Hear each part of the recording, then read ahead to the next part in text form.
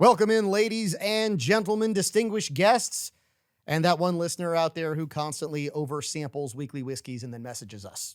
Slow down, buddy. Just so you know, the rapture isn't today. So, today, we're going to talk harsh truths. Not everyone gets picked for everything. This is Implicit Bias Radio. I'm your host, Kevon Bordelon. We've got a great crew for you here this week. We'll get to them in just a minute. Now, look, I know what you're thinking. I was promised participation trophies in this life. I was told just showing up for Implicit Bias Radio was enough. Well, sorry. Hate to break it to everybody, but life, and more importantly, maybe the book of Matthew, they disagree. Matthew 24:37 through 44 gives us the ultimate FOMO warning. And yes, I did just say FOMO. It's kind of like God's version of the Hunger Games, though. You know, two people grinding grain, one gets taken, the other gets left holding the bag. Two dudes sleeping, one wakes up in paradise, the other stuck waking up and having to watch The View for eternity. No appeals process, no recount, and definitely no mail-in ballots. This is basically the biblical version of The Bachelor, people. Jesus is kind of the ultimate rose giver, and let me tell you, some of us, well, we're getting cut in week 2. No amount of crying, no complaining in the limo, no blaming production is going to change that. But the big question is, why does this happen? And the reality is it's a simple answer, but it's one that's kind of hard to accept. And that answer is this: not everyone gets chosen for everything. Some of us were Noah who built the ark. Some of us were the neighbors who called him a climate alarmist and went back to brunch. And look, it turned out pretty well for him. Let's maybe put this in modern terms, though. Imagine the rapture is like, Avengers Endgame. You know, Thanos snaps his fingers and half of Congress disappears. By the way, don't get your hopes up. I said half. But the point is, some people, they get dusted. Some don't. And if we're left behind, it's not because God forgot us. It's because maybe we were too busy arguing pronouns while the ark was loading up. Being left behind, it's not just spiritual. It actually applies in all facets of life. It's sports. I mean, let's face it. Some people are Ole Miss. Some get to be LSU. It's politics. Some lawmakers are like the guy who shows up to a potluck with a single bag of chips, unprepared, underwhelming, and somehow still acting like they saved the day. If the rapture happened tomorrow, half the politicians would be left behind simply because they were probably just trying to be too busy renaming post offices, taking down statues, and virtue signaling over our money and trying not to sound too stupid. Look, they're like the foolish virgins in the parable, no oil in their lamps, just a bunch of empty promises and really aggressive Twitter feeds. But here's the really good news. We don't get left behind because we have to be left behind. The Bible's warning is actually pretty clear. Stay ready. It's not about being perfect. It's not necessarily about being ready. It's just about being prepared. Noah didn't wait for the weatherman to confirm the flood. He built the ark before the rain. That's the difference between being wise and being smart. Wisdom is mentioned all over the Bible. Smart didn't make the final translation. It's maybe also the difference in whatever the heck our current political establishment is doing today. So how do we stay ready? First, stop pretending life is a buffet where we can just grab whatever we want without consequences. Salvation, happiness, it's not a participation trophy. Second, stop acting like the people in Noah's day, distracted, dismissive, and utterly shocked when judgment finally comes. They were eating, drinking, marrying, basically posting Instagram stories like, I'm living my best life right now, right up until the water hit their ankles. And this might be the key. Don't dwell on the end, but know that the end is coming. Know there's a day when we'll be really told, hey, sorry about the playoffs, but the SIP just isn't a real thing. And I'm going to a real football program. If you know what it's coming, maybe you can actually be ready, make better decisions, save an opportunity to win the actual trophy, not the participation one, instead of burning your own home to the ground because your version of The Bachelor gave the rose to somebody else. Not everyone gets the golden ticket, and it's just that simple. Not everyone makes the team. Not everyone gets raptured, and if you find yourself left behind, we can't blame God. Maybe instead, we should look in the mirror or at our priorities. Everyone does, however, get a weekly whiskey on Implicit Bias Radio. We get picks from the Implicit Bias Liquor Collective. We get only the best spirits. So, it's Advent. Light a candle, pull up a chair, grab a pour, sit back, enjoy the next 2 hours of your Implicit Bias Radio. Cheers. And if you'll excuse me, I'm going to go enjoy this dessert because unlike some people, I believe in being prepared. Amen. Pass the cheesecake. Weekly whiskey time on this week's episode of Implicit Bias Radio. I'm your host, Kevon Bordelon. Welcome into the TSPL. That is the top secret podcast layer for the uninitiated. We have a great crew here somewhere in downtown Lafayette. Let me start by introducing you to our guest host, Caleb Morse, who is apparently nose humping that glass of weekly whiskey already. It looks like you needed that. You know what? After last week and everything else, I sure did. Uh-oh. Thanksgiving was that much fun? I mean, well, Thanksgiving was actually a lot of fun. But, Good. in the retail business, Black Friday Yeah. and Small Business Saturday, hopefully, are great things. And it was. We were, God blessed us, and I need whiskey. That is the Rustic Renegade, Caleb Morse. To the bar, we're going to start with Caleb Morse, who is sitting here. Why did I say Caleb? We're going to start with Burley Pellerin. I looked at Burley, and I'm thinking, we're going to make sure we go to Burley. And I said, Caleb, I hate when that happens. Burley Pellerin, short pour, glad to have you back. I'm as always, I'm glad to be here. I'm glad you called. Glad to be here. Looking forward to tonight. Yeah, Yep. for sure. Should be a great recording of this week's episode. And sitting with short pour Burley Pellerin is Brandon Oye of Champagnes in Carencro, member of the Implicit Bias Liquor Collective. You starting to feel like a regular now, Brandon? It's getting more familiar. Getting more familiar? Is it getting easier? It is. We're not difficult. It's not scary at all. No, it really isn't. It shouldn't be scary whatsoever. No. Except for the fact that, you got people calling you, telling you, man, you look like your dog died, which I know somebody did that to you.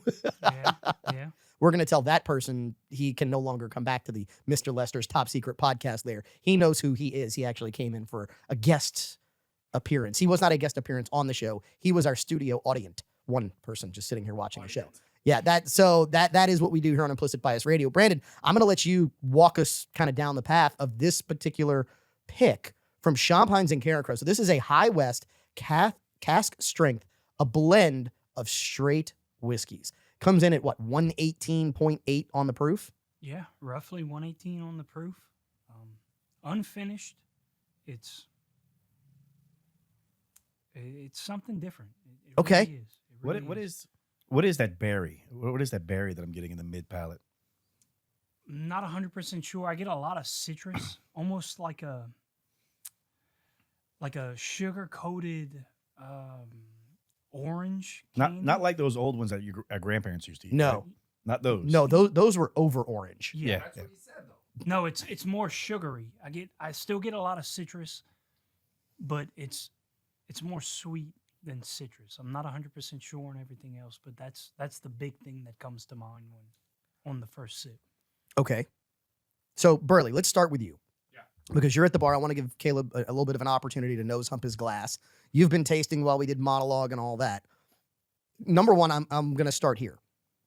I find that from the first sip I had, which was first pour out of the bottle, to this next sip, I get a very different flavor on the palate.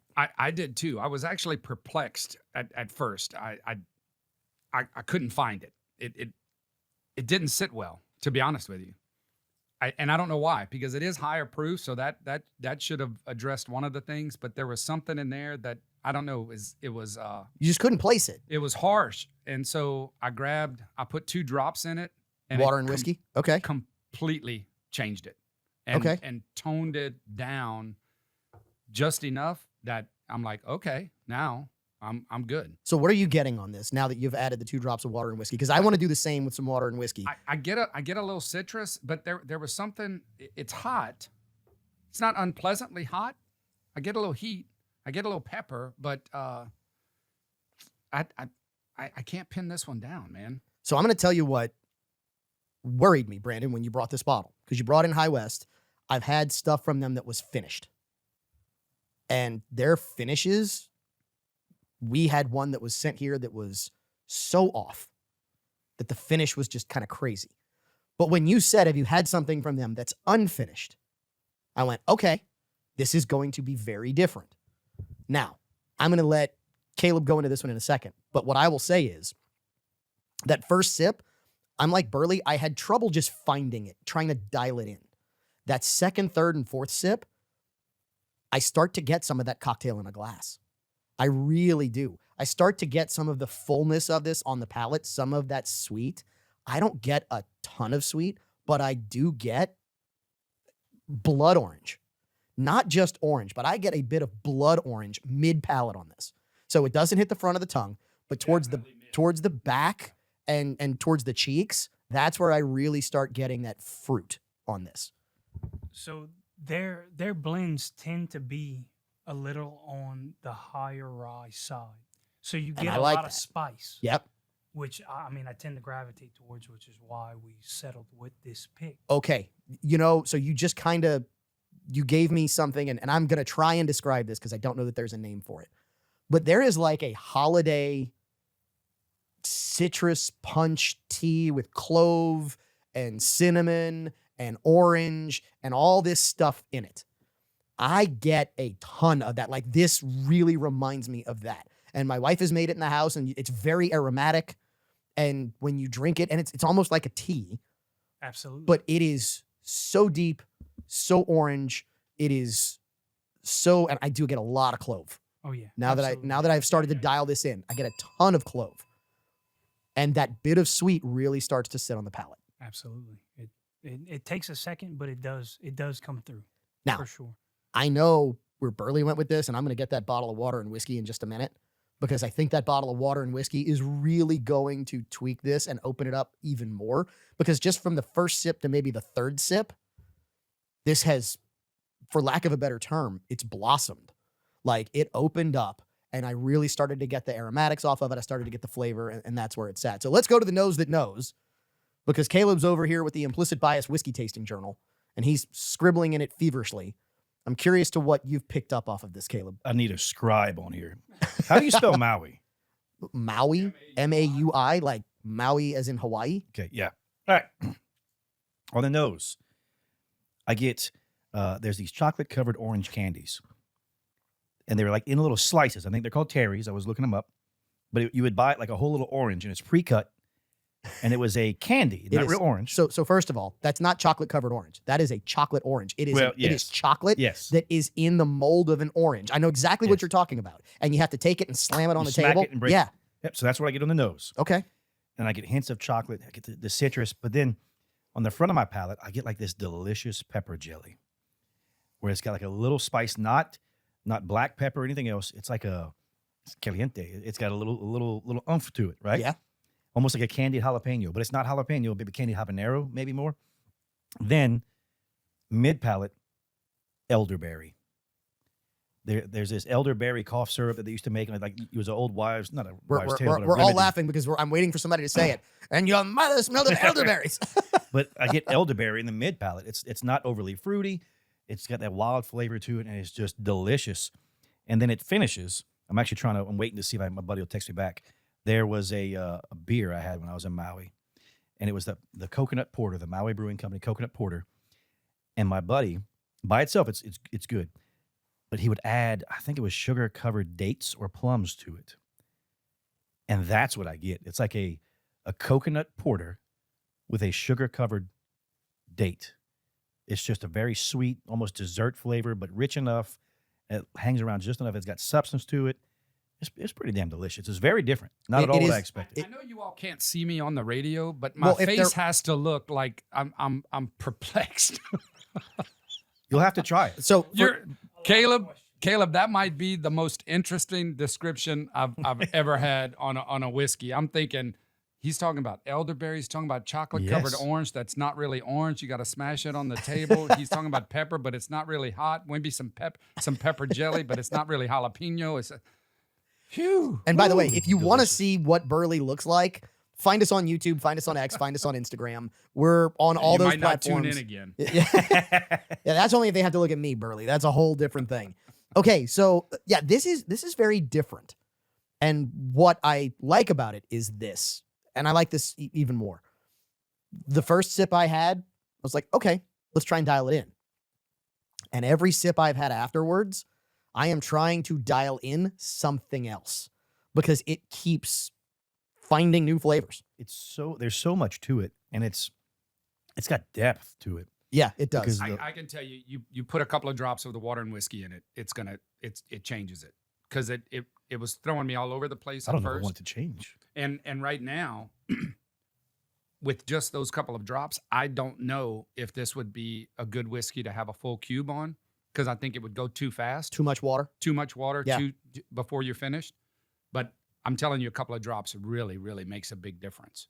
Well, It it's not like changed my tune from my first couple of sips. I'll tell you that. it's not like this is the last segment of the show.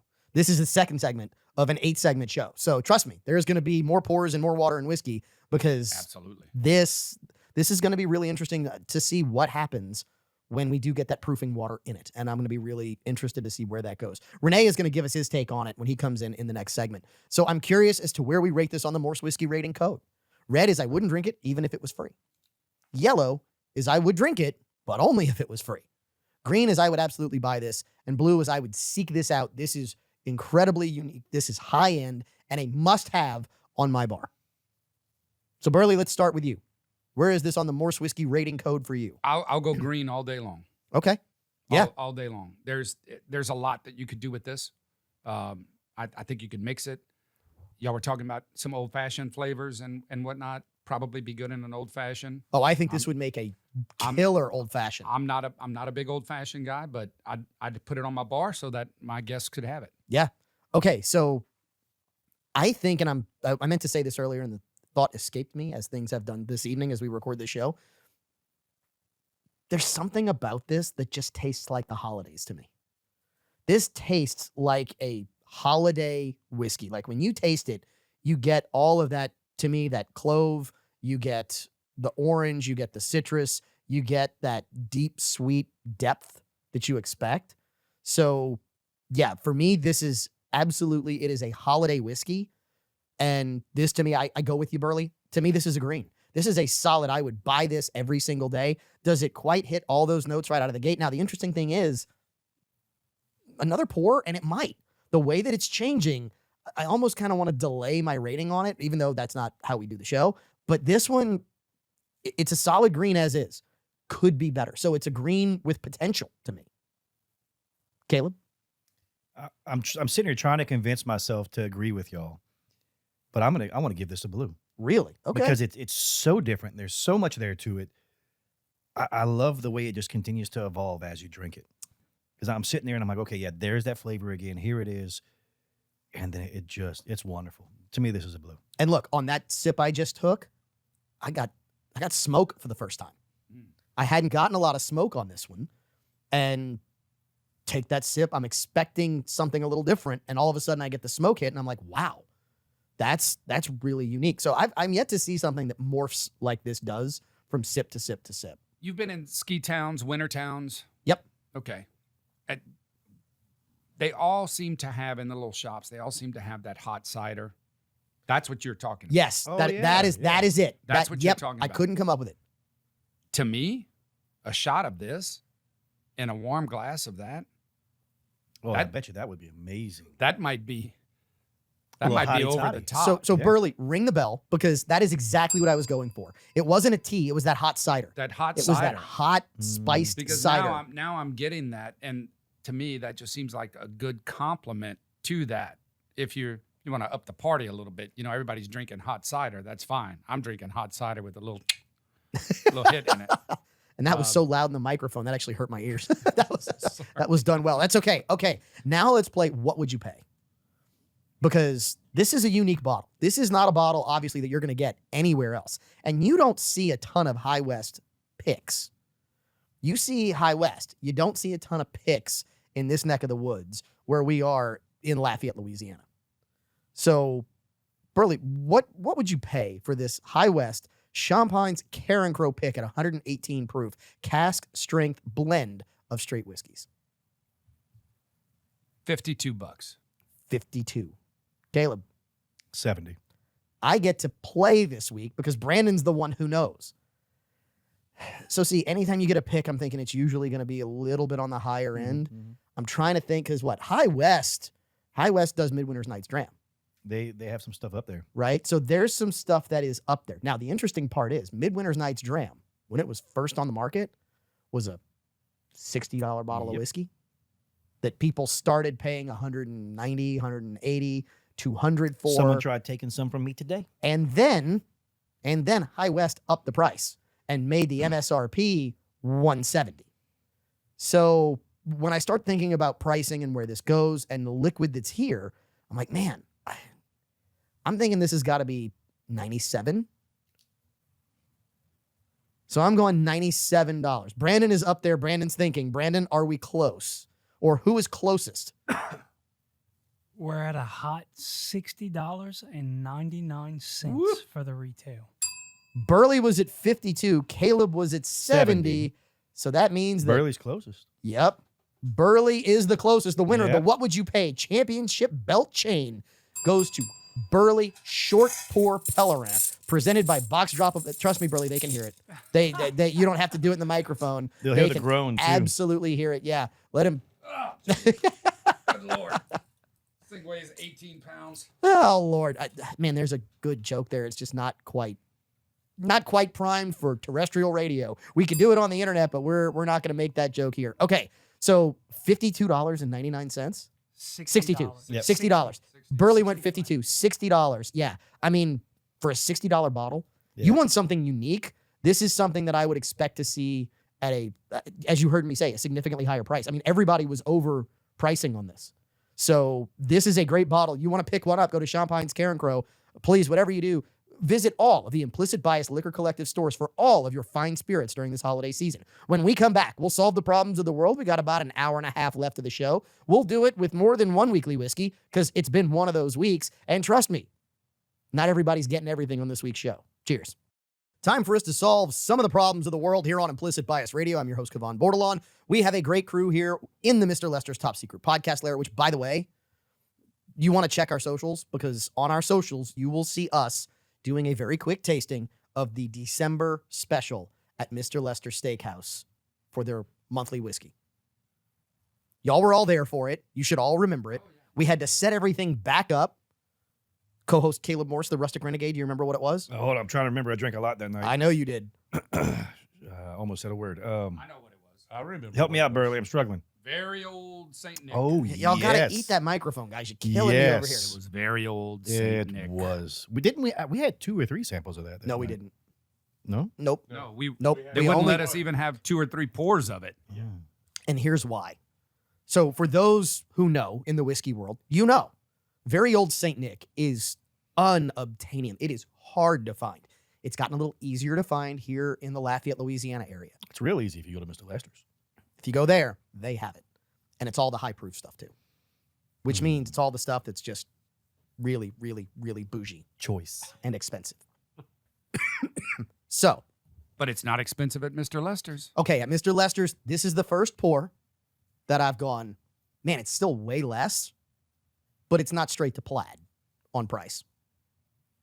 Anybody know what the price is, or anybody want to take a guess what the price is for a pour of very old Saint Nick in the month of December at Mr. Lester Steakhouse? Wasn't it like vin? Close, yeah. Or more like Ven. Trente. Trente. No. No. Nope. No. Not 30. $20? $20. Is it 20 bucks? It's 20 bucks. Yeah, Yep. Vin. Venti. Vente. Venti. Yes. Venti, 20 bucks. You mean large? No. No. And the sad part is, I won't even go to the place that put their large and calls it that. No. But everybody knows what it is.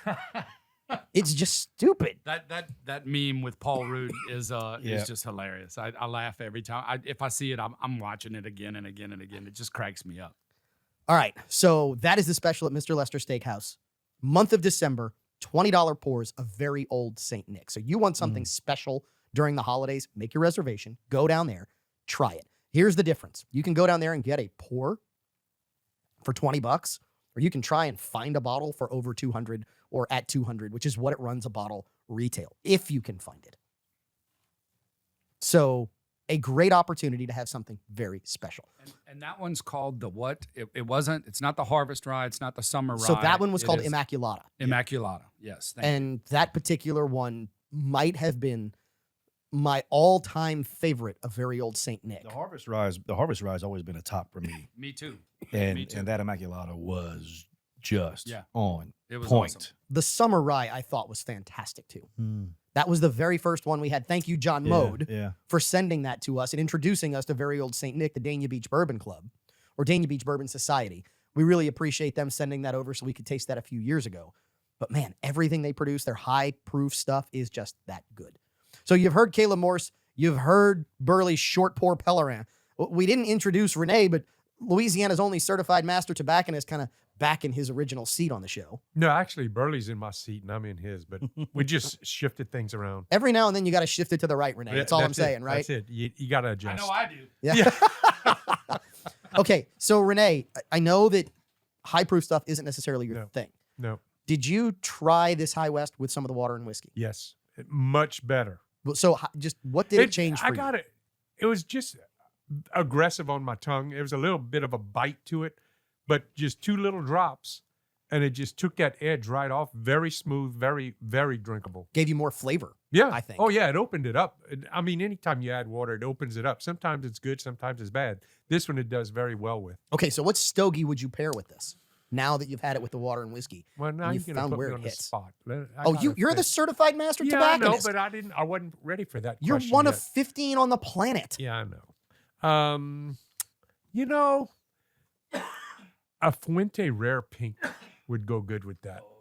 Yeah. Yeah, Caleb's yes. mic was off because he was Yeah. coughing. I was and coughing. Tug was doing work, making sure that Caleb's Yeah. mic picked up as But little that of that is as a possible. great call. Yes, a rare pink with this would go very well because the rare pinks, it's a once a year deal, and we still got a bunch of them. They come out in October, and it's the Hemingway series, but they tweak the blends a little bit and they change it just a little bit to where it's not a regular Hemingway taste. I think it would pair very well with the. Is that what you gave me the last time we were down at Mr. Lester's? No, I gave you the Legacy. Okay. I brought you a Legacy, Okay. but Caleb comes and buys rare pinks from me. Yep. The box I heard bought- Caleb buys rare pink all the time. Yes, everywhere. I love The you, cigar. sweetheart. Love you, The sweetheart. cigars. Yeah, the box I bought from you is actually gone. Well, I got more. Thank You you. need to come by. I do. I do. I mean, with Christmas and the holidays, you're gonna probably burn a lot of cigars. I will. I'll burn Yes. a lot of cigars and drink a lot of whiskey. And you It's can, that time of year. you just come spend some time. We go sit on the porch and have a whiskey and a You know, cigar. you came by and visited me Friday, yes, and because of your like, great deals on your watches and stuff. I was just so thrilled actually to see you there. I was like, I felt like my best friend came to see me at work, you know, and like I need and to you come were see busy. I again. couldn't talk to you very much because you Well, were busy. I was running But, around like hey, a chicken with no head. But that's what Black Friday's supposed to be like. Yep. You're right. You're right. Okay, so let's dive into the stories and solve some problems of the world. Caleb, you know, we talked on this show last week about the people who were being called the seditious six.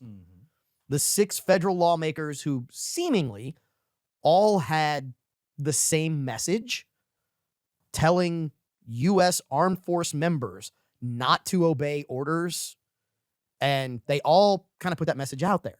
And we actually made the comment on the show. Somebody here said, I don't remember if it was you, if it was me, if it was somebody else, who said, man, it seems like all this information is coming from the same place because the message was so similar. Renee, you want to?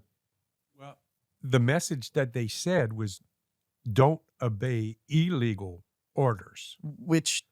What orders have been given that are illegal? Number one, None. But also, all military, and Caleb can back this up. they're not supposed to obey illegal orders anyway. Exactly. Yeah. It's in the UMCJ. Which- UCMJ. No, You see, you can- them letters. you can question authority, right? You can question authority, and you can do things that you think are morally and legally obligated to and required to. Trust but verify. Yeah, and it's the thing is like, okay, ask. Don't just downright say, I'm not doing that. I think it's wrong. No, ask questions. And contrary to what many people think, the military actually encourages that. At least good leaders do. If your leadership doesn't, then shame on them. Go somewhere else, right? So a good leader will want you to question them with tact so that you understand the mission better. So, number one, this is where we get into the semantics of what was said and what these 6 lawmakers might have been trying to So- imply. So what are they calling these 6 lawmakers? They're calling them the seditious 6. And here's And why. really, they're just fecal agitators. Correct. But here's why I say we get into the semantics of it. Because what they said, Renee, was exactly what we just talked about, which is, and I don't know that they even said specifically, don't obey illegal orders. But if they did, they made it seem like all the orders you're getting are illegal, right? So what they said was, don't necessarily obey illegal orders, or don't obey illegal orders.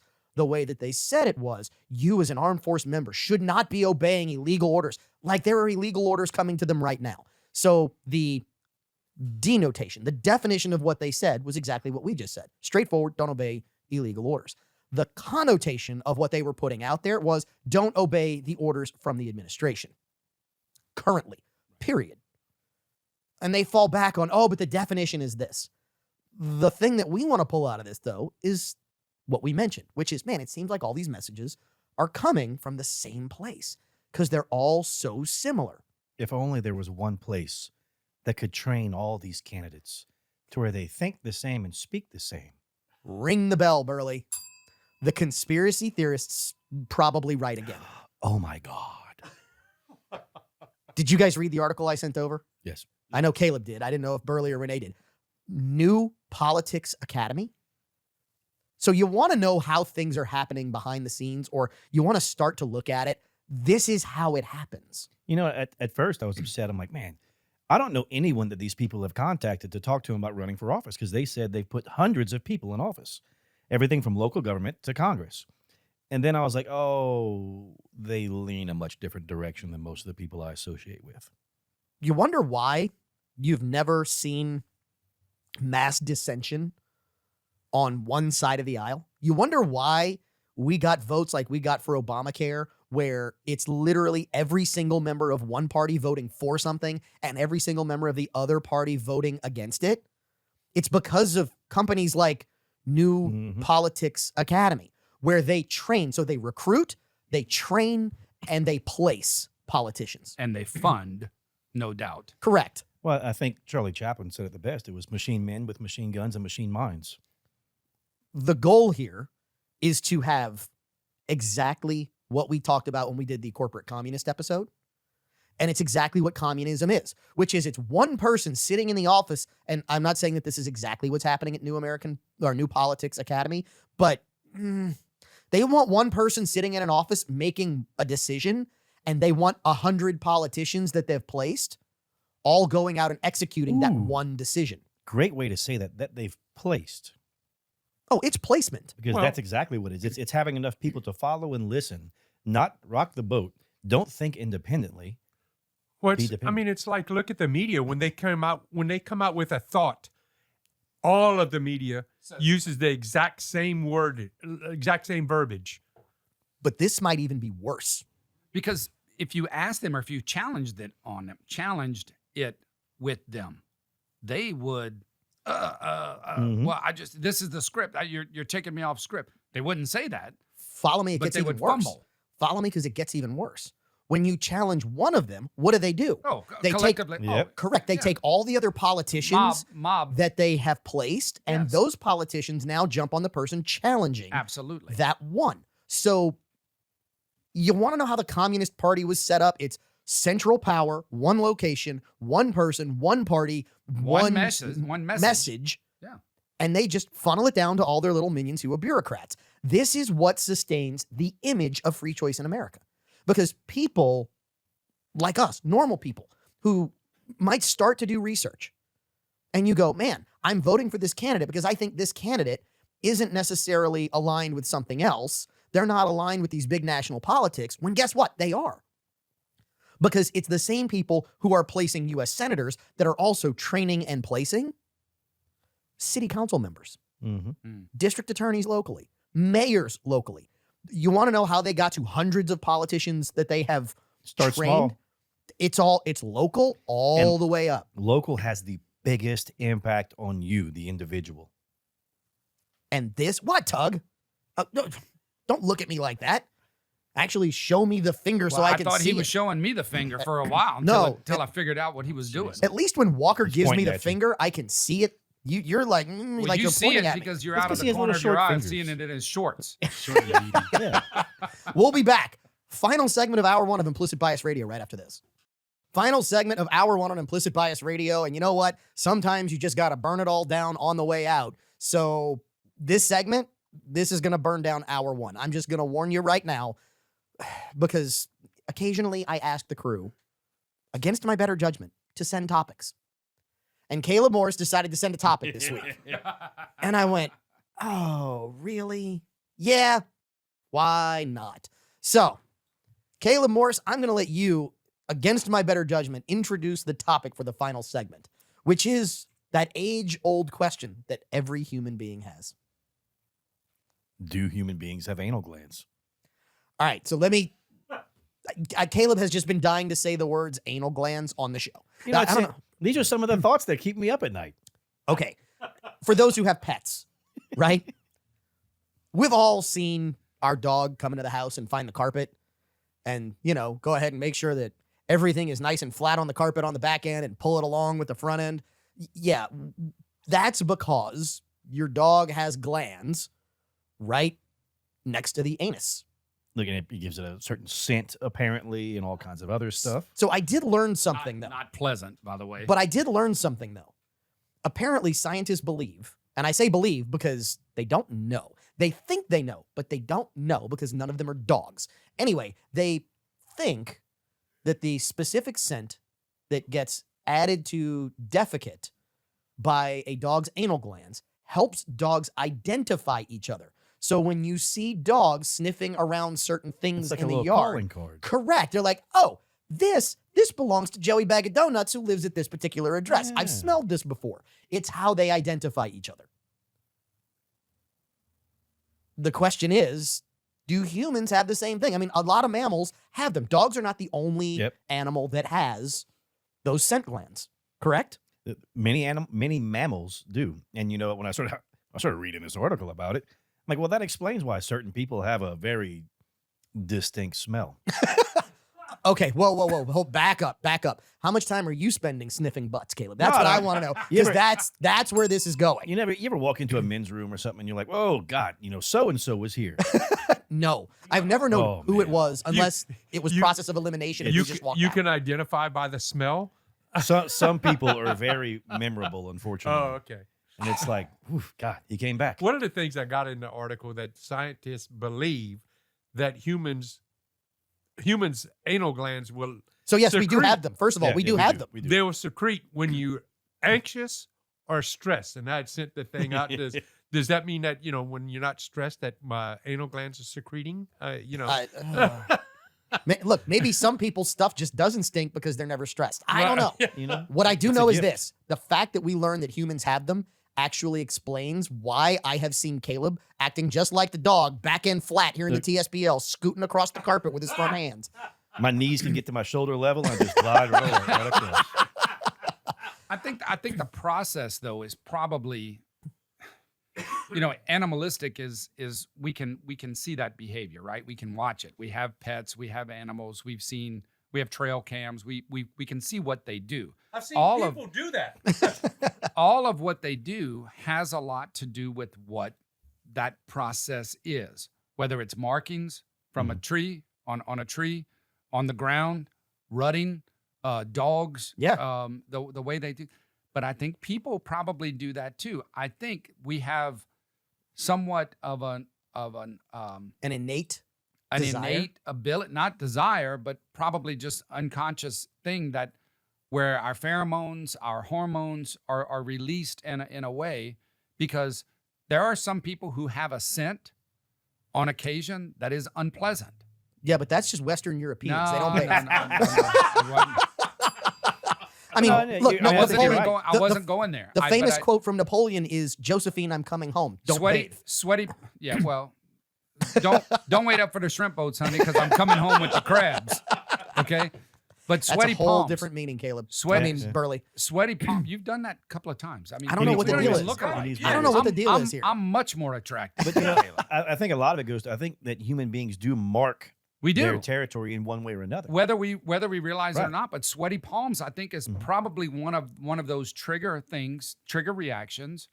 If you go back and armpit sweat, I remember in my corporate days, I would never ever wear a blue shirt, a blue dress shirt, because if I ever took off my It would show. jacket, I knew I was sweating bullets. All right, Mary Catherine Gallagher, sniffing her finger. Yeah. But and it was never a smell, I don't think, but that was a thing. But then over time, that just went away. Okay, so here's the big question that I have, because you just made the comment, and I was heading here, Burley. I don't think that it smelled. Are we, in fact, nose deaf Of our own scent. of our own scent? Yes. Oh yeah. Oh, I think so, to a certain extent. I don't know. I mean, To there a have been- certain extent, Okay. I think societally there are factions that Well, they just don't. I would think that we do have our own individual signature smell at some point, right? Because we are animals. We are Yeah. mammals. We are animals. We are part of the kingdom, and by that we share so many things in common. So just because we may not have the same level of pheromones or the same level of receptors in the nose, there's still a scent there, and other people may pick up on it more than we do on our own. I smell like cigar smoke. That's what I Look, smell you like mask all it the well. time. to go to the theme of this show, not everybody gets everything. Yeah. There are some people who, Caleb, you are correct. Now, I'm not talking about walking in and out of the restroom. I'm talking about just some people. I mean, they're pig pen. Yeah. Some people are pig pen. You can Some almost people see have the a cloud they of ha- stink as they have a walk into the room. scent. Their body has a scent, and I think that has a lot to do.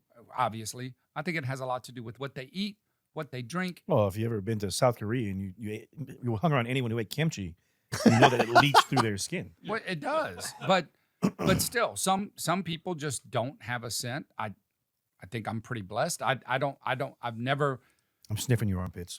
You absolutely can. I wish you would. I wish you. It's kind of pleasant. Okay. Actually, it's kind of pleasant. And therein lies the problem, which is I am convinced that every single one of us, yes, does have a scent, and it is unique, and it is horrific. It is disgusting as far as what we've been trained to think. I also believe that we're 100% nose deaf to it. Not 100% nose deaf to our own stink, because, I mean, you go out and you work in the heat in the summer and all this, you can walk in and be like, okay, I smell that, that's me. Yeah. And we know. You can smell that. But for the most part, the scent that we put off, I think we're nose deaf to.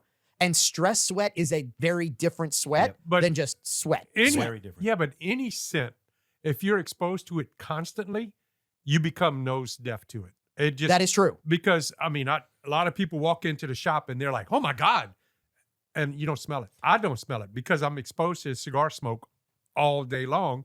I don't smell it. And that anymore. absolutely is a scientific thing Yeah. that once you smell something, your olfactory glands stop reacting to it after a certain amount of time. But just like with dopamine rushes and whatnot, when it's the fight or flight thing, we have a rush of endorphins, dopamine, whatnot. I think there's also that comes out in our glands, so to speak. Whether it's our hands, our underarms, our butt, whatever it is, there are things that kind of that's the body's Secretes. reaction. So, Tug, I'm just going to tell you to be ready here because you'll probably know when this one's coming. We are going all scientific here for what my father would have just called a severe case of swamp. Swamp Yeah. something. Yeah, Just yeah. swamp, and you know what part of the body I'm referring to. Right. Right? That Fremunda. You're talking about that Yeah. Fremunda. Yeah. Yeah. I mean, that just literally, and look, if you've ever been, and this is the worst part. So for the ladies who've maybe never been in an athletic locker room, before you hit the door, Yeah. you can smell Oh, yeah. football pads and uniforms. And at times, there is no getting that smell out. Well, it goes back to, like they say, you can smell fear, right? Fair. And like you were saying too, brother, everything, every emotion has its own scent. So sometimes, whatever that might be it stress or anything else, it might just be the scent that drives us. It does. Well, it does though. I So- think the body is an amazing creature, right? I mean, so it will release. It does things in our brains constantly. So if you smell something out there, you know what that is? That is fear. Be afraid.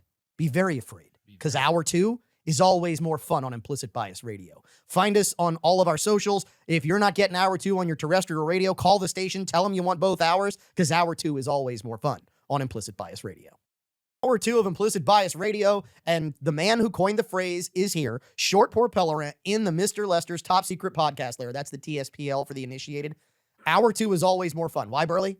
Well, because we've been drinking for over an hour. We do sample weekly whiskeys here on the show. That is Burley Short Propeller. I'm Kevon Bordelon. We've got a great crew for you here in the Mr. Lester's TSPL. Co-host Caleb Morse has been well into the whiskey. I'm enjoying it thoroughly and singing to myself in my own head. It was I fast, don't want to know Oh, what you're man. singing. I yeah. mean, My neck. Sorry. Yeah, he's saying he's singing in his own head, but And he's see- not because we keep hearing Every he's once in a while singing it bubbles he's out. singing Charles Brown's Bells Will Be Ringing. and see, Renee, You know. here's what I expected from Caleb. A, B, C. It gets difficult after the fifth letter. C is for cookie. It's good enough for me. That is Renee Girard, Louisiana's only certified master tobacconist. Well, like I said, we got a fun crew here in the Mr. Lester's TSPL. Look, we love doing our show for everybody in all the markets that we are in. And one of the things that we love to do is bring great whiskeys to different markets and let people know, hey, if you're in this market, you might want to go grab this particular whiskey because this is a winner. And man, you know, we've had some real bangers on from Dornax in the last few weeks because Nicole Dornack was kind enough to bring us, I think, a virtual plethora. I mean, we've used that word so many weeks in a row. A plethora. It means a lot. El Guapo. Yes. Yeah, she showed up with a truck, with a box truck with a bunch of whiskeys. Almost. Yeah. Almost.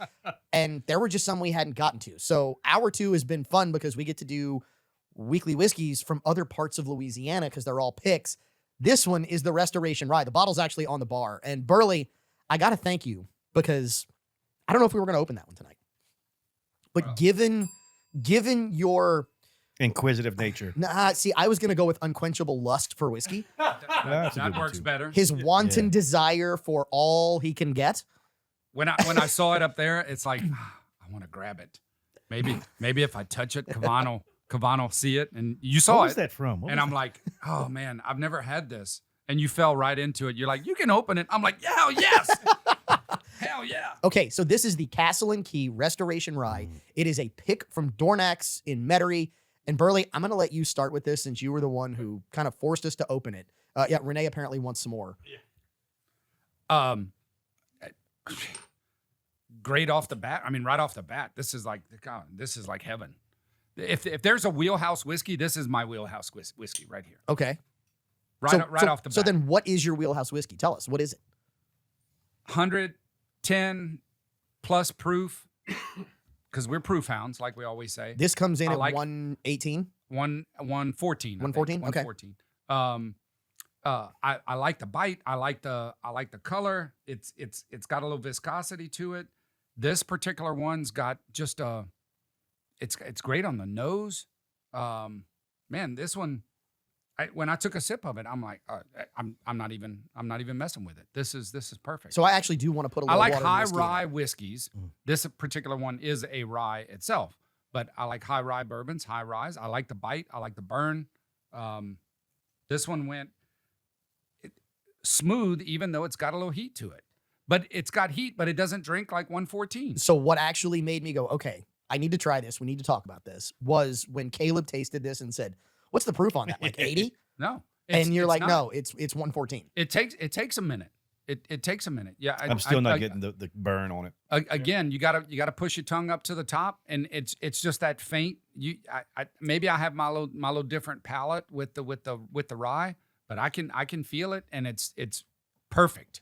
It's like perfect. It's not unpleasant at all. So Renee, I'm curious as to what Renee thinks of this because, you know, Renee is the proof princess. He doesn't like anything over 100 proof. And- poured more. Yes, and I poured more because it does not drink like it's over 100 proof. It is very smooth.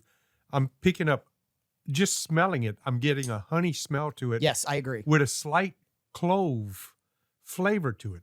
I would not guess this was a rye because I don't get the rye burn. It's very, very smooth to me. See, the flavor profile would tell me this is a rye because I don't get that big caramel off of this. I get a medium to light honey Yeah. off of it But see, I'm heavily. not getting a rye burn like I normally do with ryes, and I like ryes. That's when it's done. That's when it's done right to me. Yeah. And look, it's done right, and the presentation is gorgeous too. The bottle is I mean, the beautiful. bottle's really cool. I'm kind of freaked out by the hands, I'll be honest with you. But it's got a little choker around the neck there. You know, it's a lot. There was Was it a Jim Henson movie or something where it was a bunch of hands that were talking? Was that going back to Oz? I don't know. Oh man, it was nightmarish. But this is Was that in your gummy days? maybe. But I look, don't remember that for one. 114 proof. This thing drinks like it's 80, 85 on the high side. Yeah. It's This incredibly is a shame dangerous. that- This is a dangerous whiskey. It's a shame there's only enough for me. That's the problem. It's a dangerous whiskey because it is higher proof and it drinks so easy. It is incredibly smooth. It is very flavorful. It's not, like I said, it's not the big caramel that you expect off of something that is typically older. Like I would venture to say, I think this is a younger rye. 3.5 years. Okay, I so didn't- there I we didn't go. See the age. Is it? So is it 3.5 years on the age statement. I didn't think this was going to hit that kind of 6-year mark of ryes where they start to really get deep on the flavor. It does. No, this is it. Stay where But it is. but this does not need to come off of that 3.5 years Mm-mm. because No. it drinks. And we were talking about this in hour one. This is the closest to a $200 bottle of very old Saint Nick I've ever had as a rye. It is that. Oh, It is that nuanced. It is that technical. It is technically sound in everything that this has. It on the really flavor. is. And now that you're saying that, Labyrinth. That's the movie. Sorry. I've never Yeah. heard of it. Never heard of it. Mia Sarah. I My, remember. my last bottle of very old Saint Nick, I think I bought that case, and I think it was $180 something, It's not cheap. and I think it was the Harvest rye. Mhm. We had the summer on the show. I found the Harvest. I got the Harvest, and I had to get it in Texas. So Yeah. somebody bought it for me. Yep. Did you buy that for me? No, I did. I you bought didn't. one from you. You did. Okay, Yes. that's right. Yeah, you might be right. This is the You- closest You might be to right. that $200 bottle of very old Saint Nick I've ever had. And it gives you that same almost crisp green apple flavor on it. Like, so take a. And I like green apple because Yeah. I don't like sweet. Correct. It's not and, over And a sweet. lot of the whiskeys that we do, and I feel like I'm always kind of misunderstood whenever we do, because somebody picks up notes of blah, blah, blah. And it's like, and I say, well, I don't like sweet, but I like this one. Burley, you are not Because it's misunderstood. not the sweet. It's not the sweet. It's the sweet of something like a green apple Yeah. as opposed to a red apple. Well, it's a crisp, clean sweet. Yes. you know? Yeah, And look, it's different. You are not misunderstood. You just speak gibberish. So the reality is the flavors on this are they're not even necessarily unique. They are just so desirable. No, you take that sip and you want it again and again and again and again, and it is that good. This is where you say I'm hoping that the guy who made this whiskey is sipping on this and says stop. This is where we stop. Yeah. Like this is where you're like, Don't- full stop right here. Put it Don't neutral. do Let it don't do roll. anything else. This is where less is more. This is where we are. This is perfect. Again, here's the problem with this. The problem is you'll never get this Yeah. exact bottle again because it's Because it was pick. a store pick. Well, not just because it's a pick, but because it's in one particular spot in the Rick House. It's So that then- particular weather pattern, Right. whatever it is that influenced it. Released in 2023. Bottle number 171. And the barrel number doesn't say we're Rick House or anything else, but like this, whoever picked that, well, we know who picked it. Yep. They just did a great job. Well, Great job. cheers, Where's that pick from? Dornax and Dornax. Metairie. Oh. Burley's like, I think I'm going to New Orleans. No Metri. Yep. Dadgum. This, if you're looking for something that is special, and look, I've had Castle and Key stuff before. Not like this. That is an Yeah, understatement. not like this. They're kind of like Peerless. Peerless is day-to-day stuff. I'm not going to say that it's not good, but it doesn't jump out at me. It doesn't set itself apart, their day-to-day stuff. Their special stuff, though, is really special. This Castle and Key, this is special. This hits as a rye unlike most ryes that I've ever had. It is truly that unique. It is refined. At 3.5 years, it is mature for its age. That's what they used to say about me. Don't they still say that? Yeah. At 3.5 years, he's mature for his age. Yep. Yep. Yeah. Except that he's like, what, 50? Close. Yeah. Let me say this. For somebody like Renee, who doesn't like Yes. high Yes. proof, doesn't like high burn, is not even a rye guy. Yeah. No, I do like rice. He No, does. You tolerate Okay. ryes, but this is something, again, to put on your bar for somebody who says, I'm not a big rye guy. Oh, wait, I got one for you. Yep. Pour them this. Let me just be clear. Renee says he likes rye. Renee likes Michter's 10-year rye. Renee likes, and again, that's proofed under 100. Right. And I like what was the Ta rye? We got some. Oh, of Yes. yes, Tawakara. that. Okay. Yeah. And then what was the other one? I'm drawing a blank. No, O is not a brand. the Canadian whiskey. Oh, Masterson's. Masterson's. Oh yeah. And that's like, look, Masterson's is my kryptonite. And I literally texted Jackie a second ago, and I was like, "This is it." I This gave is- I think I gave a Masterson's bottle of been dethroned. Masterson's to Father Labe. Father Labe. Yeah. Yeah. That That- 10-year, we did Oh, the yeah, 10-year. yeah. I picked up a bottle of him for him. Yep. Yeah, he loved that. So no, this as far as picks go, man. Again, great pick, and this is why we do picks And we don't know if it's still because available. it's still available. Is It is. They It is still still have some? available. So So go get some. what's really cool is Well, if anybody's in Metairie, pick me one up because I don't ever go to Metairie very often. But this would be if you wanted to make a day trip, I'd do something in New Orleans and stop in Metairie. And so pick this is why we love doing picks on the show. Because you get really unique things like this High West from Champagnes Yep. and Karen Crow, and then we follow it up with something like the Castle and Key Rye. And man, just so amazingly different, both so delicious, and both are unobtainium in their own right. You can only get them in one place. because when they're gone, they're gone. Yeah. It's a true barrel pick. You will not replicate these. You can get close. Yeah. Maybe the sister barrel next to it, whatever, but it's not going to be the same. Going back to that High West, is Yeah. that finished in something? No. Does- This is It's unfinished. finished in my it belly. doesn't say. It does. God, Caleb. No, actually, see, it here's, doesn't say anything about a weird barrel or something. No, so port. here's- Nothing. No, the Here's guy, the- the guy or lady who barreled it, like they were left-handed. That was about the only strange thing. So here's the thing. If you actually listen to Brandon when he was here in hour one, Brandon said this is unfinished. I heard him say unfinished, but I was still curious about the barrels because didn't he say it was a blend of barrels that were in No. 10 So here's what it was. No, and that's not 10-gallon barrels? that's That not wasn't- this one. That wasn't. That's that one. also that's Okay. another bottle. My fault. Yeah, my it's fault. I'm just sorry. Burley's short pour is No, tall pouring over there. We were talking off air. The chair of ladies and intoxication gentlemen. has People shown were up. talking. The chair Talking of about people. intoxication has moved to the end of the bar. But I'm feeling it pretty good right now. No, he did. He was talking about that they typically would do something where they take 10-gallon barrels, 15-gallon barrels. That's the other bottle that he brought us. Yep. This is that High West typically finishes Midwinter's Night's Dram. Yep. I'm afraid of that one. Okay, by so the way, so here's the deal. High West also produces Midwinter's Night's Dram. which is fantastic. And what he was talking about is Now- the rendezvous, Now, which is the unfinished. Midwinter's Night's Dram is heavily finished. Yep. They also produce, as Caleb said, the Rendezvous, which is unfinished. That's what he was talking about with High West, and this bottle is unfinished. Okay, so what we did on the show with Midwinter's, Midwinter's Night's Dram. okay, Yep. what was that? Was that a rendezvous or No, was that was No, that was finished. finished. that was that a was finished? finished. In what? Port casks. Yeah, That was port barrel finished. which is something that we normally hate. Correct. I know, And it's That's what I'm- that's But when what it's I'm done trying to well, it's think done about. so well. but we like that one. We did like Oh, that yes. one. Now, Did I like that one?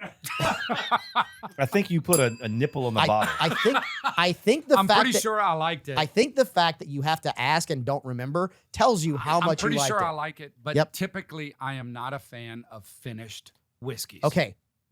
As a show, what we typically find is that most finished stuff is overfinished. What we have found is that there are certain brands. Foregate is one, for example, that finishes all their stuff, absolutely. and it's fantastic. Some of the Midwinter's Night's Drams are off the charts good, Okay. but it's, to me, harder to do. The Cognac Cask Finished Redemption, amazing. We've seen that I've where never heard this much conversation about finishing in one time. I'm trying to get him off the I am- topic. well, I'm sorry. I mean, I am I'm cracking sorry. up on No, the inside. it's all right. But- Go ahead. No, that's interesting though, because we were having a couple of different conversations at the same time. So that's what he was saying was Yeah. that some were finished, blah blah blah. That one's not. Yep. That is correct. We need the Ed McMahon sound on the show that says, ha ha ha, you are correct, sir. Right? You can do that, right, Todd? I think we can make that. Yeah, we need to find that. I think that before the night's over, Burley's going to finish that high west. No, I'm not. Oh, I'm on the Castle and Key now. I think it's going to be interesting to watch Burley and Caleb fight it out for the Castle and Key. Problem solved. Matter of fact, Caleb. I will share it. I will. Pass me the glass. So we're gonna get to I'm some of the armed stories. twice, by the way, I mean, Caleb. it's always fun when I a show am armed goes. twice. It's always fun when a show kind of goes off the rails a little bit, just because. Well, that's why hour 2 so much fun. It is, but we do have stories and there's the finger. We do have stories we need to get to. We're going to get to those stories because, man, there's a lot of stuff going on. And I'm going to tease this one because, Tug, I want a little extra time in the last segment, if you can, for this reason. So you can shorten a couple of the segments that we're about to get into. The Candace Owens saga of where she has gone and what she is claiming and where that rabbit hole has led is just really, really interesting. But we're going to need some time to talk about it. Don't go away on this week's episode of Implicit Bias Radio, the stories that solve the problems of the world, coming up right after this. Implicit Bias Radio rolls on. We're trying to solve the problems of the world in less than 2 hours. The problem is Weekly Whiskey keeps getting in the way. I'm your host, Kevon Bordelon. We've got a great crew here in the Mr. Lester's Top Secret podcast lair. Caleb Morse is enjoying that whiskey a little bit too much. The Rustic Renegade seems to have found a comforting place in this holiday season. You know, I feel at home. I do. I'm glad. And thank you. At the bar, we've got Burley Short Pour Pellerin. We've got Renee Girard, Louisiana's only certified master tobacconist. And yes, I'm your host, Kevon Bordelon. Okay, so to the stories that maybe need to be put out there, because I don't know how many people have actually seen this story. You've seen part of the story, but you haven't seen the whole story, or as Paul Harvey used to say, the rest of the story. Most people know by now that there were 2 National Guardsmen ambushed, shot in Washington, D.C. One has passed, correct, Renee? Yes. The other is fighting for their life. Yes. But the really interesting thing is they made a very quick arrest and have a suspect. Oh, they caught him right there as he did it. Now, I say suspect, and I'm going to say alleged In fact, murderer. they shot him Correct. right after. Was it they shot him or that he got stabbed because he was detained by a National Guardsman who wasn't issued any firearm or ammunition? I'm just saying. Oh. Yeah, he was injured. Yeah, He by, was injured in the apprehension. by a pocket knife, which that National Guardsman wasn't supposed to be carrying either. But, you know, if the government won't protect you, protect yourself. So wait, these 2 guardsmen that got shot were unarmed? Correct.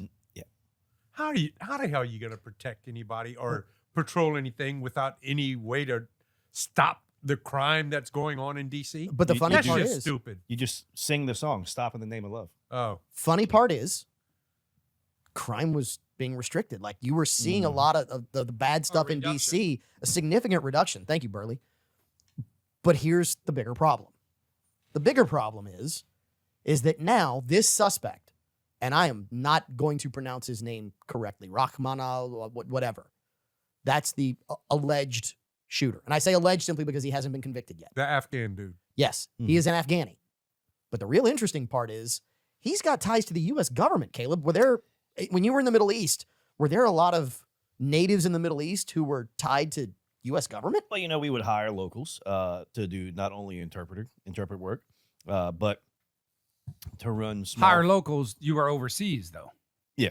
So we're overseas, and we would hire locals not only as interpreters to work for the government or for the DOD, but also other agencies. And the ones that work for other agencies would do things that the agency was maybe legally restricted. Whoa, in whoa, whoa, whoa, being whoa, whoa, involved whoa, with. whoa, Stop. You said the agency. What agency? Well, are we talking other about? agencies. We'll just use OGAs, right? Other government agencies besides the DOD. You would see locals get hired by our U.S. Department of State. Okay. By the FBI. By Anything you could see, maybe anything you could see, I could see that. you know, they would have ATF would have the INL, and then you had these other guys that had all the really cool stuff, and they would not only CYA but kind of CIA at the same time. Yeah, the headquarters is in Yeah, Langley, yeah, Virginia. yeah. So please don't believe us on this. But apparently, this suspect has previous ties to the CIA. Mhm. Is that correct? That everything that I have seen does not just allege to that, but come out and say that he was not necessarily an operative. We'll use informant for now until we get more information for the CIA, and ran a local team of individuals that cooperated with and worked for the CIA. All the major media is reporting that he was working for the CIA. He was vetted by the CIA to help them in their operations. So wait a minute. So we have a CIA employee, by definition, Paid by our government. paid by our government, who came into the United States Mhm. and shot 2 United States service members. Correct? Yes.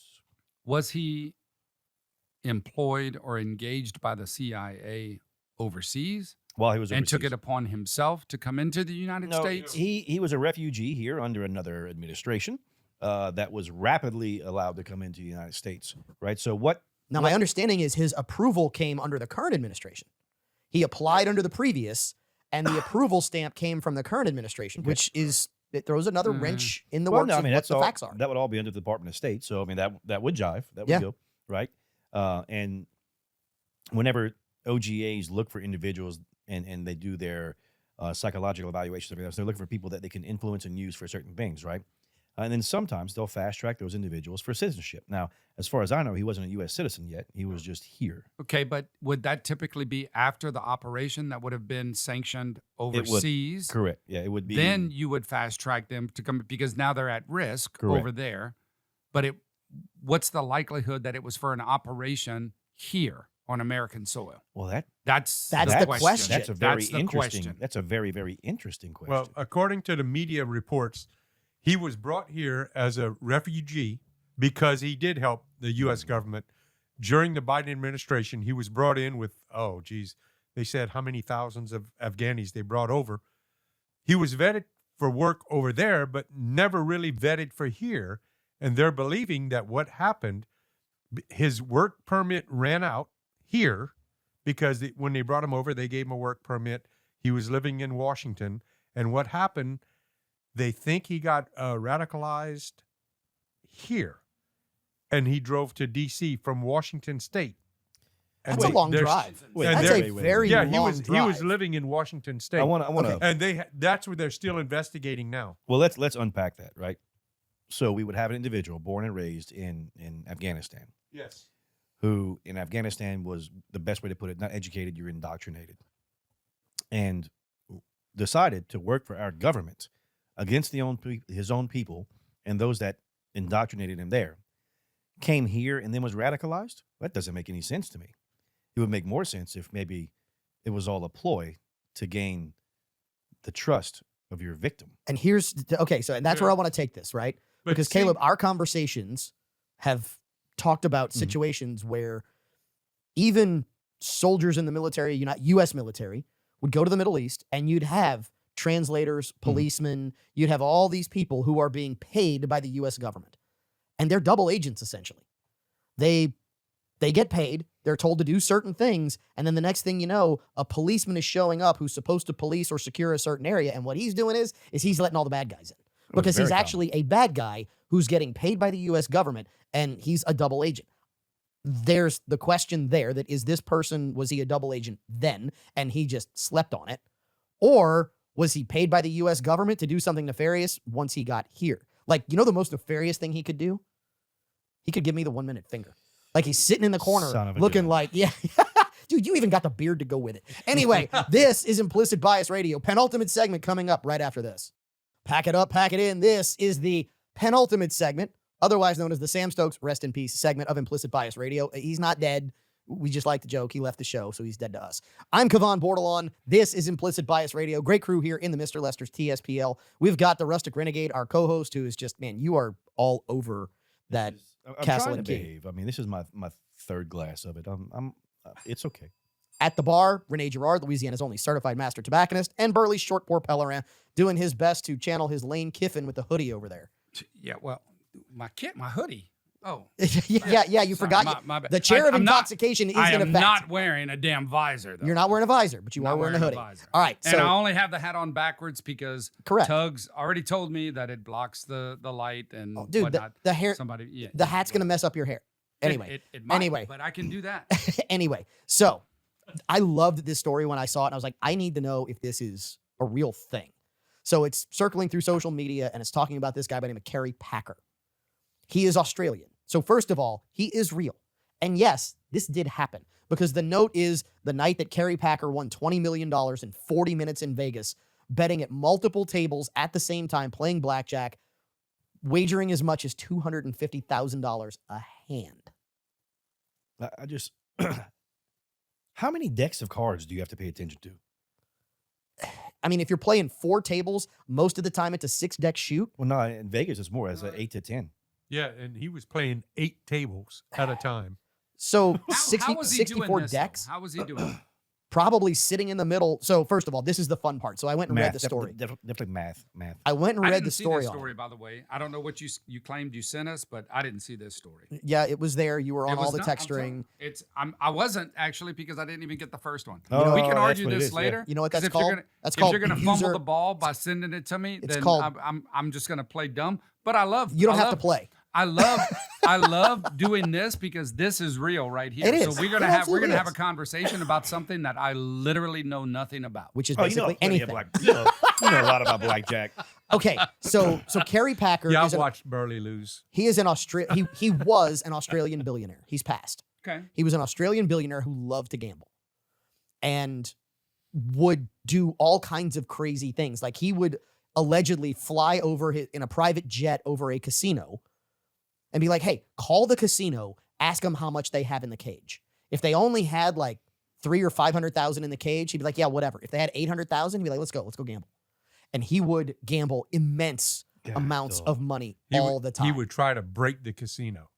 And he would do crazy stuff. Like he had dealers one time and he was talking to the dealer and the dealer said, yeah, you know, I got a house note. And like he would ask the dealer about their He had personal like $1 million finances. tip or something, didn't Well, hold on. He would bet at other casinos during some of these extravagant outings. He'd be like, okay, here's what we're going to do. I'm going to drop 25,000 on each seat at this blackjack table. And whatever wins, it's all yours, and give it to the dealer.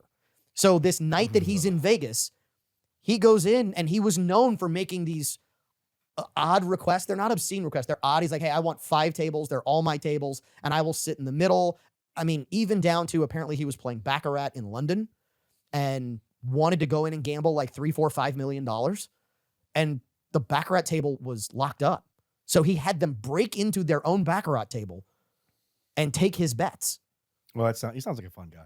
Oh, this guy. Oh no. I mean, Yeah. apparently he was a ton of fun in the casinos. I'd hang with the guy. Oh yeah. Oh yeah. And that he- sounds like a lot of fun to be right there on the side. If he's paying. Absolutely. You know my cheap ass. But this is the fun part, right? The fun part is when you think about the amount of money that this guy, first of all, the big story is, he won $20 million in 40 minutes. Apparently by the time he passed, in like a 6-week span, he had lost like 20 million in Monaco and flown to London and then lost like another 7. And I mean, the dude lost millions. But what he would do is he would keep track apparently. And when he got into a casino, he would destroy them. One of the stories, and I actually found this in like Whiskey Aficionado. That's where you can find the story. I just Googled it and started reading it.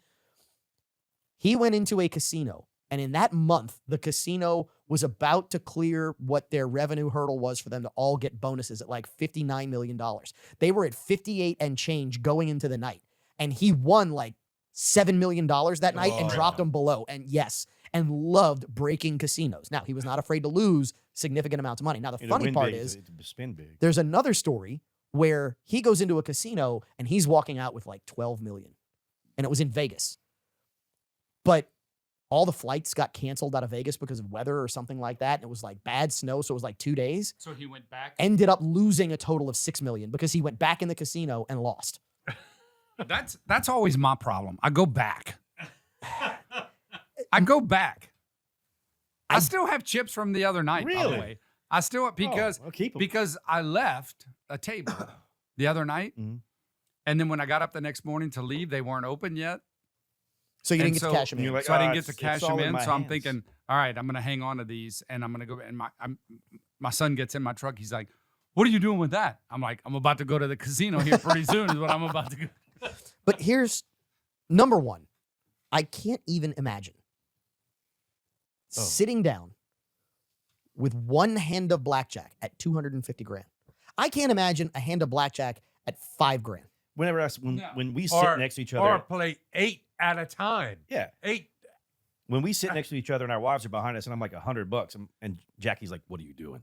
Like, Exactly. I mean, you're talking multiple people's Yeah. retirement oh, it's outrageous. in potentially one hand because he will play, $200,000, $300,000 a hand at 5 seats at the table at 2 tables. Yeah. Right? So he's got 3 million on the table because when he believes the numbers are right, he believes the numbers are right. And take a guess how his family made their money. Gambling. Nope. Oh. Well, okay, he claims that his grandfather started their family empire off of a $10 bet on a 10-1 horse Oh. a very, very, very long time ago. That's his claim. Or that was his claim. Yeah, He's no yeah. longer with us. But his grandfather started a media and newspaper company. And that's how the family made Oh. billions of dollars. Now, I do love a guy who apparently has dropped, like Renee, you said it, he dropped $1 million tip that night. Yeah. He won. The story said he won at $20 million, and he dropped $1 million tip on the staff that was helping him out. He was known for dropping a $60,000 tip on his cocktail waitress. I'll I pour mean- another drink. How much? $60,000 tip. That must have been a good drink. Here's the Best old fashioned I'll never have. yeah. I was upset. I walked into the bar the other night and inadvertently ordered a $45 glass of wine. I was pissed. But much less dropping a tip. I mean, now if she 60,000. That's when you're like, $60,000. sorry, that Good was supposed to be Lord. a period, not a comma. Yeah, that's the insane part. But it's a fantastic story. Yes, And- it's wonderful. This is the last thing that I'll probably say about this. So when we start to think about, and bonus content this week is going to be Lane Kiffin discussion, and we're going to have fun with that. But when you think about the money that Lane Kiffin is going to get to go coach LSU, the money that was paid to Ole Miss for him to go away, I mean, it's like a $3 million buyout, and they're going to pay him as far as Ole Miss runs in the playoffs. It's like $150,000 a win and $1 million if they win the whole thing. They're going to pay him all of that. When you think, and you're like, man, that's just way too much money. And then you realize that there are people on this planet. This guy was worth $8 billion. This guy could go lose $20 million in a casino, and it didn't cramp his lifestyle at all. The amount of money that we think is out there is not even close. Not a scintilla of what is actually being transacted on a day-to-day basis all around this planet. No.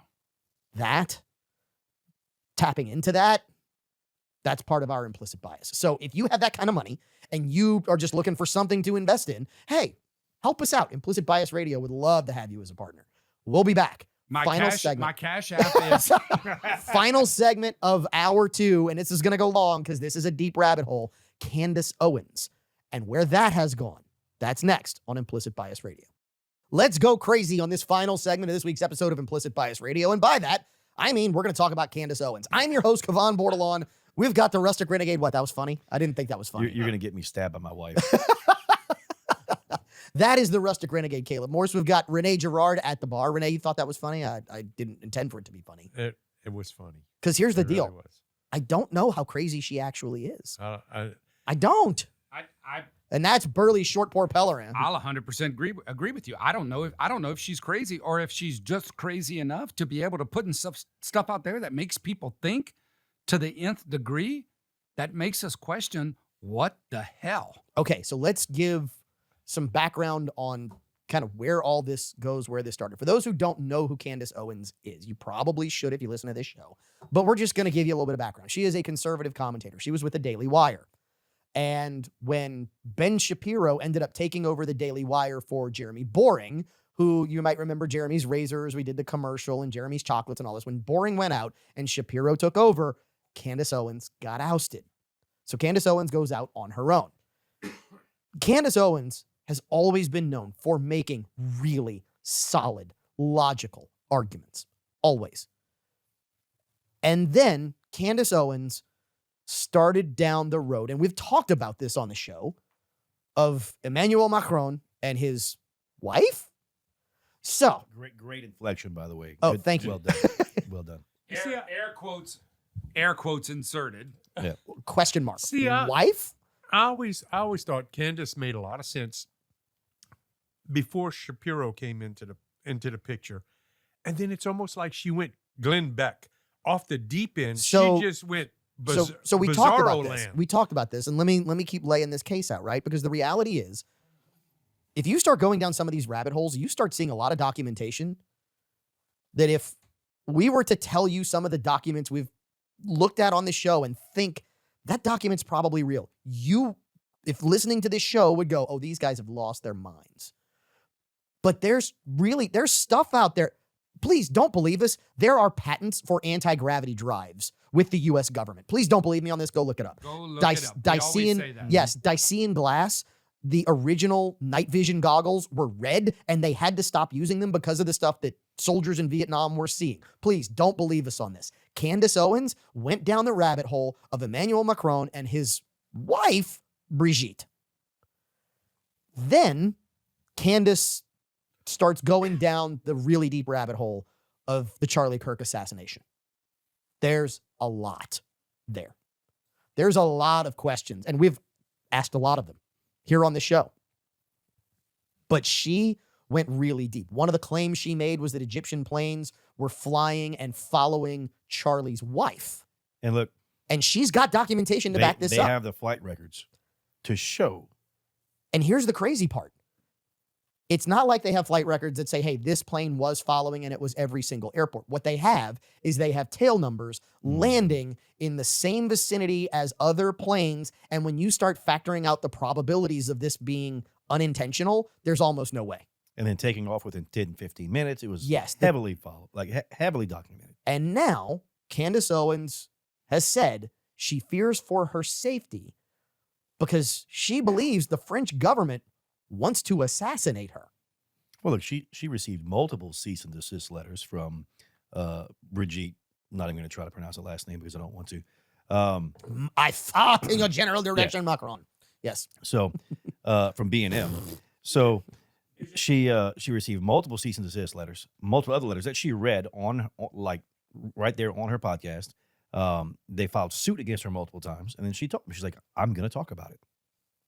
This is newsworthy. And they are trying to move forward with these lawsuits, and the lawsuits from the Macrons have not necessarily gone Not anywhere. the way they thought they would. No. And at the same time, Sarkozy, the previous prime minister, is going to jail for some crazy stuff. Dude, the French, I think, are all messed up. I really do. You know, when you got a macaroon in office and, you know, you got a woman who, It's that cream filling. you know, and you got people thinking that the president of France's wife is a dude that transitioned, and I don't Okay, so know. let me give you Look, It's it's just too when weird. if you I sit don't down, care. I'm a U.S. citizen. I could give a crap less about France. until they start Oh, assassinating Americans. and that's Well, the biggest That's the thing. problem, Is right? here what we have is we have an individual, a political Pundit. pundit, talking about a French or foreign government threatening them on U.S. soil and involving another nation as well. So, if this is credible, and look, I looked around and I tried to find some, and you wouldn't really notice if it was credible or not. We wouldn't be told. She would be told. The FBI would let her know. No one else would really know about it. But if this is credible, this is a really big deal to all U.S. citizens. And here's the bigger question, because there's two sides to the question I'm about to ask. The first side of the question is, why would Candace Owens care so much about the French government? The flip side of the question is, why would the French government care so much about some American commentator saying things if they're really not true, if they're really not a problem? Why does the French government care enough to send cease and desist and go after one American citizen with, this is a big number, don't get me wrong, a few million followers? I mean, she has a ton of followers, but But what I'm saying is She's not- globally, that's yeah, nothing of a number. That's minuscule. Yeah. It is. The issue, though, I think, is that I think we're in a bubble where we think that we're the only nation that has clandestine operations throughout the world You're and funny. whatnot. You're funny. I think You're the funny, common- haha. Not I funny. think like- I think the common folk probably think, oh, we've got the best clandestine operations around the world. If you don't think that there's somebody here in Lafayette, Louisiana, who's paying attention to the goings on oh, I from another guarantee, country, I from guarantee another we're on a country, list. another We just another, had somebody another arrested world, recently another, that was part of something, absolutely so- we did. But for us to think that that's not possible, she thinks it's possible. She reports that it's possible. She gives information about it being possible. And she gives sourcing on it. To the nth degree. And I think that's what's crazy about it, is that that's where you kind of have to start thinking, wait a minute, Is this really far-fetched? Here's my bigger and Is she concocting something so redonkulous? ring the bell, Burley, because I think you're on to what is the big point here. The big point here is Candace Owens gives significant research, gives significant documentation, Always. always. At what point do we step back and go, the one we thought was crazy isn't? We're the ones that are crazy for not believing it. We're the ones that are insane because they keep showing us the proof over and over and over and over and over again. If it sat on our face and wiggled, we'd ignore it. Well, I wouldn't, but Well, you know I mean, long as it was the right kind. Anyway, not going down that road. But the point is, instead, we have been so conditioned to call people conspiracy theorists. They're crazy. They don't know what they're talking about. They've lost their minds. Maybe we need to lose our minds in order to gain them. And this really is the big takeaway. So when we think about the monologue of the show, which is not everybody's getting everything, Nope. we seem to be at a point globally. I'm not talking about just in the United States, because if you look at what's going on in Mexico, in Paris, in Nepal, I mean, you just keep going around the world and you realize that people are figuring it out. They're tired of it. At what point do we go, okay, there's still going to be 10%, 15%, 20% of the population that no matter what evidence we show them, they'll never believe it. We can show them video of a politician doing something terrible. which ties in perfectly to the AI conspiracy right now because video doesn't mean anything anymore.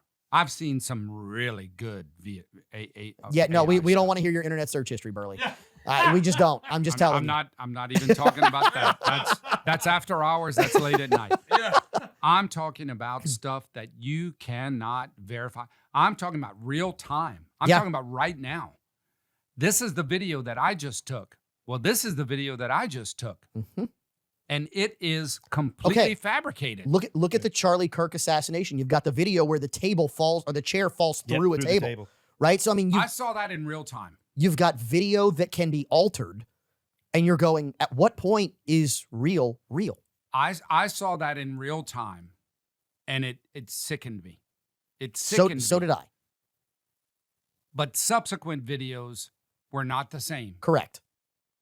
And therein And that's lies. disturbing. Therein lies the problem. So at what point do we have to take the 10 to 15 to 20% that even though you've gone past video, you've shown them documentation, you've shown them transcripts of depositions, you've shown them emails like from the Biden administration. We saw that this week where they were bringing people in and not vetting them and saying they were vetted.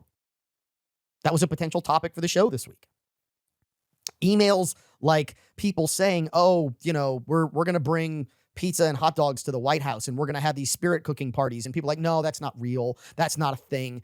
How much evidence? At what point do we take those 10 to 15 to 20% of people and go, you get left behind? Well, and it's the other part of it is, at what point do we stop having to be right? Because we look at our faith, right? At some point, you can't just browbeat somebody with your faith because they choose to ignore what we believe the truth is. And we have to let people believe, in an instance, what they want to believe, be it right or wrong. You can't change someone's mind. It's impossible. I can tell each one of you something here tonight and try to change your mind. Only you can change your mind. I can make an argument and a case for it. But it's up to you to see a different point of view. And if you can't see that other point of view, I have to walk away from it at some point because we're not gonna benefit anyone. Yeah, you're not required to believe what Right. somebody's telling you. So here's It's up to you to make up your own mind. that's a great point by both of you. And it actually brings me to what happened right before we started recording the show in the last couple of days, and we're going to go here much more in depth in bonus content. Lane Kiffin leaves Ole Miss. Everybody knows this. What's interesting is you have Ole Miss administrators telling their players, all the other coaches are staying. Lane's getting on the plane by himself. And then you start getting the echo chamber of social media. Everybody saying, ha, ha, ha, nobody went with him, all this stuff. He allegedly forced people to get on the plane. If not, they didn't have a job, all this stuff. And then, while this is coming out, there's video of other coaches getting on the plane with him. Everybody's lying. some people are showing you the truth. The only way you can figure that out is maybe pay attention to your Implicit Bias Radio. So here's what we're going to do. We're going to sign off for this week, but there's bonus content. We are going to talk more about the whole Lane Kiffin thing, get everybody's thoughts on, are we paying a coach too much? Should he have left? Is it really even worth it? Should he have left during the middle of a run? Is it fair? Well, the players can leave so he can leave. We're going to talk all that fun stuff, and it is going to be unfiltered. It is going to be uncut. It is going to be unhinged. It's Implicit Bias Radio bonus content. Find it on buzzsprout.com. Find us anywhere you get your podcast, if it's any part of the show. Don't forget your weekly whiskeys, and we hope you have a very Merry Christmas season. Cheers from Implicit Bias Radio.